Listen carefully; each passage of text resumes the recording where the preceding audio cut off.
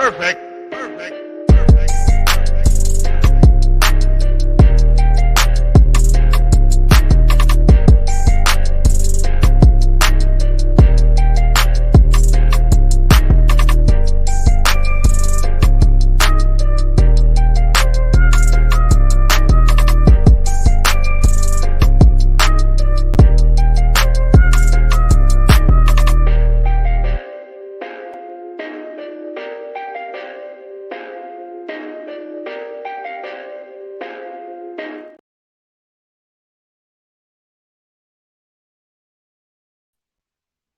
All right, everybody, what's going on, man? This your tour guide around the SWAC. See what's coming at you, and we're gonna start our 12-team season previews today, man. We're gonna talk about the Alabama A&M Bulldogs. So you know what that means, man. That means football is right around the corner. We a little bit more than 60 days away from most people's season. Under that for the week 0 game. So that football is here, man. We are in the last month without any kind of football, at least college wise. So this is football season, man. This is the official start of football season for the SWAC Talk channel. And now, man, it's time to get ready and get down. So we're gonna go ahead and talk about these Bulldogs in a couple minutes. But before we do that, man, y'all can make sure y'all check out the socials, which has all the dates for the upcoming season previews on there. Y'all can check that out. Facebook is SWAC Talk, Instagram SWAC Talk, Twitter SWAC Talk 76. Make sure to hit that subscribe button. We're continuing the march to 1K. We just about there, man. I thank y'all for that. But I definitely appreciate it if you hit that button. Also, if you would like to become a member of the channel and get some really great perks, you can check that out on the channel page. You can join the channel and become a member. Also, don't forget to hit that like button. Don't forget to hit that notification bell and hit that super thanks, man, to let us know that you're rocking with us and you're appreciating the content that we're bringing y'all. So we're gonna continue to do what we do, and let's go ahead and get started, man. We're gonna go ahead and start. 2022 was a step back for Alabama and them.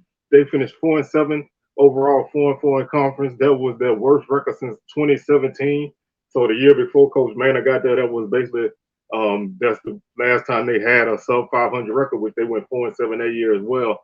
So this was kind of like a year where, it was a start over year. You lost Akil Glass, so you were starting over at the quarterback spot anyway.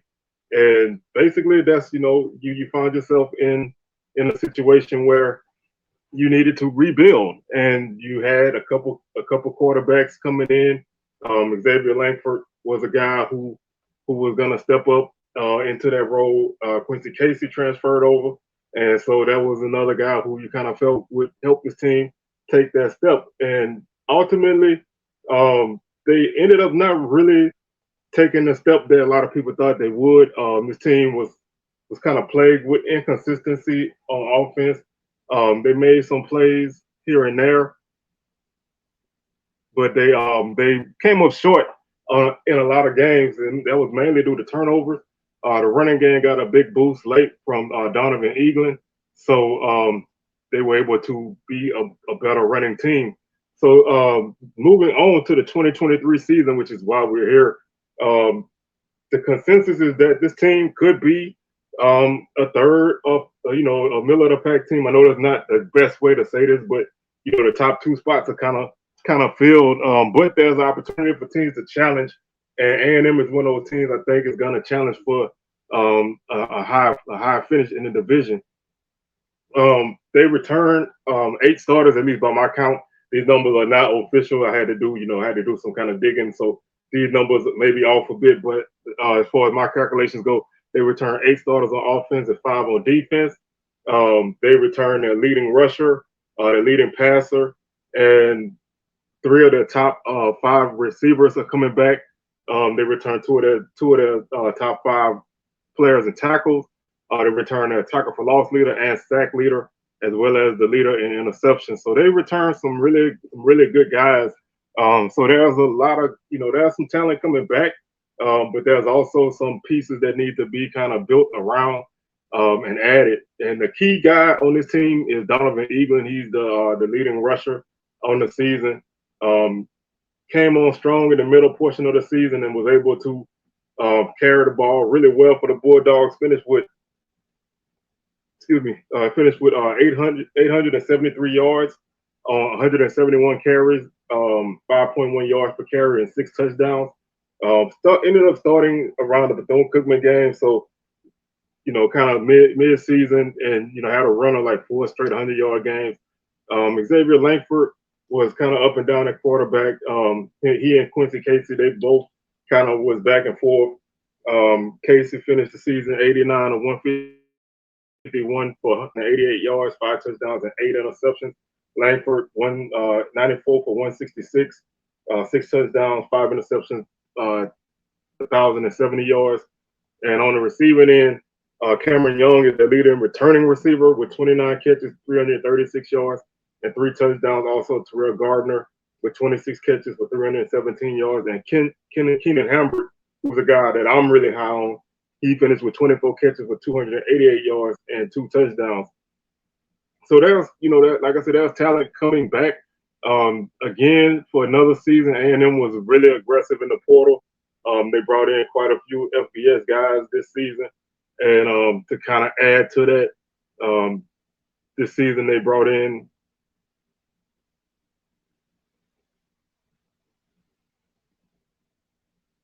They brought in 10 guys from the FBS, and 7 of those guys are defensive guys. One guy, Brian Plummer, moved from quarterback to defensive back. So they are still looking to add pieces to their defense. So you probably can expect to see some of these guys maybe step in and fill some of these holes that they have, especially on the defensive line and linebacker. Those are places that I think that they're really going to try to fill spots at. But you have a guy like Zarion Hayes, who led the team in tackles for loss and sacks. So that's a big time guy coming back for third on the team in tackles. Avion Rice is another guy who comes back. He led the team in interceptions, and he was fourth on the team in tackles. So you have some guys coming back who can help this defense, but ultimately this defense is gonna probably be what seals the fate for this team, or where this team goes is probably going to be on the defense. Offensively, the quarterback battle, I think, is still a battle. I mean, Langford, was the only guy really in spring out of the guys who played last season. Casey was injured, so he missed the spring. But then they brought in Cornelius Brown, a transfer quarterback who a lot of people feel may challenge for this position. So if that's the case, then you're going to have a battle going into fall camp, which means that, who's going to take the reins? If a new guy comes in and takes over, what does that say about the guy who was already there? If Langford can win that job outright, then it's his to lose for the rest of the season. And you want to have that nailed down before the end. This team is going to be, to me, this team is really strong running. Eaglin is only going to get better. Coming off of last season, he's only going to get better, and Langford can run the ball as well. So that's definitely an added threat for your offense. I do like their receivers. They do have some talented guys out there. How much they throw the ball is probably going to be the key to this season. If the offense can be consistent passing the ball, then that'll definitely help them out. This team was a really solid team offensively last season. I think their biggest problem last season was really turnovers, because this team actually was fourth in the league in passing offense. So they definitely, even with 2 quarterbacks, they were able to really pass the ball well. They just struggled with turnovers. They threw 15 interceptions, which were the most last season. So that's something that definitely has to be cut down. Defensively, they finished the season with 9 interceptions, and the defense was 11th in passing defense. So even with a solid pass rush, at least guys who were solid individually at pass rushing, this defense still struggled with stopping the pass, and that's something that they're going to have to fix. The run defense got better. It finished 7th. The run game was also 6th. So they were pretty solid running the ball, and they were okay stopping the run. You would like to see those numbers both improve on both sides. If this team is going to really challenge. But to me, the offense's biggest issue is turnovers. Can they avoid the crucial turnover? Can they move the ball down the field and continue to consistently move the ball down the field? They do have a really solid kicking unit coming back. Barbosa, the kicker and punter. So he's a guy who was really solid last season, averaged 36 yards a punt, averaged 45 yards on kickoffs, and he was 25 or 25 on extra points and 9 or 14 on field goals with a longer 42. So that's a definitely added weapon. If you can move the ball and get yourself in field goal range, you give yourself a good opportunity to finish drives. And if you can do that, then you'll find yourself in more games, because that was one thing this team struggled at was third down conversions. They actually finished last in the league in third down conversions at 29% on offense, and defensively they were 10th at 42%. So they couldn't really convert third downs, and they couldn't really stop teams from converting third downs. Those are two things that they both, on both sides of the ball, that you're gonna want to have to fix. Because you need to be able to extend drives. Although they did convert about 50% of their fourth downs, and they actually went for it on fourth down more than any other team. They went for it 34 times on fourth down, so they were not scared to do it. But you probably don't want to have to attempt that many fourth downs because you want to convert some of those third downs and keep your drives going that way. So to me, turnovers and third down conversions are really the key to this team being consistent on offense. Because like I said, the talent is there offensively. Individually, the guys are there. You have guys who can make explosive plays. You just have to continue to consistently do it. And if the quarterback play remains consistent, then this team will be a team that's going to be a tough out on the season. They're going to be a force to reckon with in terms of being a tough team to beat. They're not going to be an easy team to defeat once they kind of get going, if they can get their consistency. They were -6 on turnovers last season, so that's a number you definitely want to see, flip around. 24 turnovers committed and 18 forced. You want to definitely flip that number. 15 interceptions is obviously way too many. A lot of that comes from lack of chemistry with your quarterbacks and your receivers. So with those guys coming back, you can fix that. Some of it is forced throws, trying to make things happen, bad decisions. A lot of that is gonna go away with experience, and you have quarterbacks coming back who have played, and you have a transfer guy who's played as well. So the quarterback play should be better, which is going to make this offense be better. And when A&M's offense is good, then they can kind of account for and cover for the way the defense is. So I don't think this defense needs to be like Alabama State level or a Jackson State level, FAMU level. I don't think they need to be like a top 3 defense. But if they can get themselves to 6 or 7 in all the rankings across the board, then I think this defense will do more than enough to help them get to where they want to go. The schedule is not super tough, but it is challenging to a degree. They open up on September 2nd against Vanderbilt. That's a game that I'm putting down as an L. I would love for a SWAC team to beat the FBS team, but I don't see it with this unit. September 9th, they host Lane. That should be Lane's gonna be ready to play, but I think A&M's gonna win this game. It's the Lewis Cruz Classic at home, so I think they'll come out on all cylinders firing and pick up that first victory.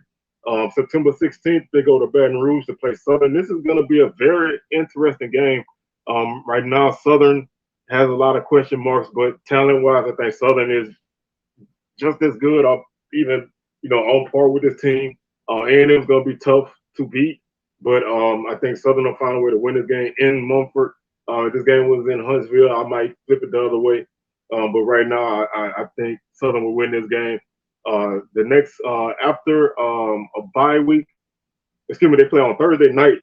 They get a Thursday night game at home on ESPNU against Arkansas Pine Bluff. that's a game they'll win that game. Pine Bluff has a lot of questions. We don't know where they're at right now, so I think A&M is a better team at this point, so they'll win that game. They get Tuskegee on homecoming on September 30th. That should be an interesting game. Tuskegee's going to come ready to battle. They're going to be fired up, but I think A&M has more than enough to get by them. So I see them pulling out a victory there. October 7th in Mobile, they played Jackson State in the Gulf Coast Challenge. Jackson State, this game was a tight game last season, so I think A&M will be able to keep it tight again. But I think A&M drop this game. I think Jackson State will find a way to win this game, and that leads them into October 14th at Grambling. This is a big toss-up game to me. This is one of those games I think can flip the direction of the season. A&M just has had a tough time against Grambling the last few years, and I think this is going to continue because I think Grambling will be a lot better team this season. But I think this will be a hard-fought battle. This is definitely a toss-up game to me. But I think Grambling will find a way to win it. They get a bye week as usual before the Majesty Classic. So on October 28th, they take on Alabama State in Birmingham. This game is obviously a big game. It's a big game every year, but to me, this game really shapes the division race for everybody not named FAMU and Jackson State. I think the winner of this game probably will finish third, barring any kind of upsets either way, with somebody ahead of them or somebody behind them. I like the Bulldogs to get back on the winning track in this game. I feel like sitting here right now on July 2nd, I feel like A&M has less questions than Alabama State at this point. Now, it doesn't mean when the game comes around that Bama State don't have a chance because, this is a classic game. This is a rivalry. Anything can happen. Strange things happen. But I think A&M, with their running game and, with an improved pass game and a defense that should be better, I think that'll give them the edge in this game. It's going to probably be a low-scoring affair, mid-20s probably.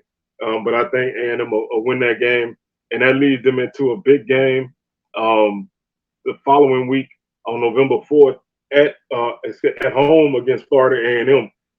Depending on how FAMU is playing, this could be a very, very interesting game. Projections right now, if FAMU is going to be either the division champ or the runner-up, and I think that if that's the case, if FAMU is playing the way that they're capable of playing, the difference between these two teams is not really, really huge, but it's big enough for FAMU to pull this out. Last season was a game that A&M, they had a good shot at, but they couldn't seal the deal, which is the second time in 2 years that they've had an opportunity to beat FAMU, couldn't do it. I don't know if third time's the charm, but right now, sitting here, I like FAMU in that game. And then they close out their season at Bethune-Cookman on November 11th. That's the second to last game of the season. I think they'll win that game. Bethune-Cookman, again, another team with a lot of questions. We don't really know where they're at. They're bringing in a lot of guys. We don't know how they're going to do. We don't know how Coach Wood is going to do. A&M should win that game. And then they close out at home against Valley. They'll get revenge against Valley for the game that Valley beat them in Hitabena last season. But I think it's going to be a tough game. I think Valley is going to be a better team. I don't know if their record would be better, but I think they'll be a better team and continue to play hard. And that gives A&M a record of 6-5 and 4-4 in conference. Now, there are a couple games I consider swing games, a toss-up, how you want to put it. I think Southern's a toss-up type of game. I think Grammar's a toss-up type of game. And A&M is a toss-up game. So those three games go either way. I think that's what affects this team's high point and low point. If those games go the way I projected, then I think this team finishes 6-5. If these games kind of flip a little bit, they can finish 8-3, which I put as their ceiling. I think they can finish 8-3. If they can pull an upset over JSU or FAMU, 9-2 may even be possible, but I'm not gonna go there yet. So I think the ceiling is 8-3. The floor will be 4-7 because if those toss-up games all go against them, that puts them at a 4-7 record. I don't see them finishing worse than that because, like I said, in conference, they play three of the worst teams in conference. So that should be 3 wins. I mean, obviously, crazy things happen, but That should be 3 wins. Plus, you have 2 Division II games. So that should really give you, you know, that should give you 5 wins if things go according to plan. You win a game or two outside of that, then you find yourself in a pretty solid spot. So this season is gonna be this is gonna be a season where I think the record is better. I think the team will be better. But how much better they'll be from last season, that remains to be seen. Like I said, they do have a favorable schedule. Um, not a lot of tough stretches of games in a row, and that helps a lot. And not a lot of traveling, that also helps a lot. So if they can cut down, like I said before, if they can cut down on their turnovers, and the defense can force a few more turnovers and continue to get better against the run, and definitely get better against the pass, this team will be a team that will finish in a different realm. They'll be, a better team that have a better record than last season. So like I said, my prediction is 6-5. With a couple swing games, this could be an 8-3 season. But right now, sitting here, I feel like 6-5 is the more comfortable pick for me. So that's gonna do it for this show, and we'll be back on Wednesday with our Alabama State preview. Again, I'd like to thank y'all for tuning in, man. Y'all make sure y'all hit that subscribe button, and continue to rock with us. Hit that super thanks, and please join the channel, man. Become a member and get some of those great perks that we got going on. So we're also going to be bringing back SWAC Talk merch. So y'all keep your eyes out on that. That's going to be coming down the road, but y'all make sure y'all keep your eyes on that. And again, 100th episode of SWAC Smoke coming on Thursday. So it's going down. So y'all continue to rock with us, and we're going to continue to bring y'all that hot SWAC content. And we up out of here, y'all. Peace.